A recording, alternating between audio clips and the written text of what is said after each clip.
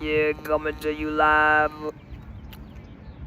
from the Tony Bogart Foundation podcast. And I like to say we all about intervention. We trying to stop the youngsters from going to the places that we already been. Prisons. Prison is a 180 or all that other stuff. Just think you tough. They just try to think you been somewhere, but you ain't been nowhere until you hit that 180 yard. Then you know you in the real house, you in the prison. And so we trying to stop that before it even get there. And we fill out a report every day, but we report to the streets. You know, we don't file the report to no police agency or no oversight committee or none of that. We file our report with the streets. You know, and that's the only person that we are accountable to is the streets. They're trying to say these youngsters from going in that revolving door, try to stop it before it even gets started. So like I said, I'm gonna bring one of my little homeboys that done 44 years in prison. 44 years. And I think a generation is 20 years. Where you did 2 generations. Whatever, what do you do the math? 44 years. And this dudes in there been in that longer than him. And and like I said, we know about me making law. I'm getting a lot of people out of prison now. I gotta find somewhere to put them. That's why I got the transition housing, bridge housing they call it nowadays. It ain't no halfway houses. It's called bridge housing. And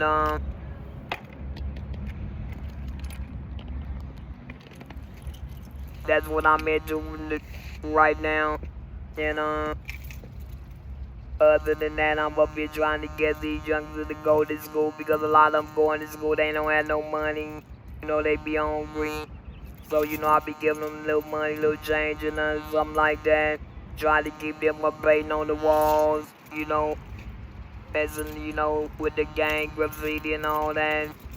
And, just trying to, if you want to paint on the wall, going to school and paint on the portrait, try to enhance your artistry by doing something positive, not on the wall and not tagging up no public property, do the right thing. But it is a job, and if it was easy, everybody be doing it. And like I say, we done lost too many brothers out here behind gang related rumors, no homies on homies, you know, and gang banging it with media. Gang banging is on social media, so anybody can have a platform to throw something up out. Throw something out, false information, lying, and say this hood did that, this we gotta stop all that. But like I said, we gonna get back to what I said, to what we gonna do. I'm gonna invite a lot of people on the podcast and tell their stories, from all walks of life. Hispanic, you know, Caucasian, Orientals.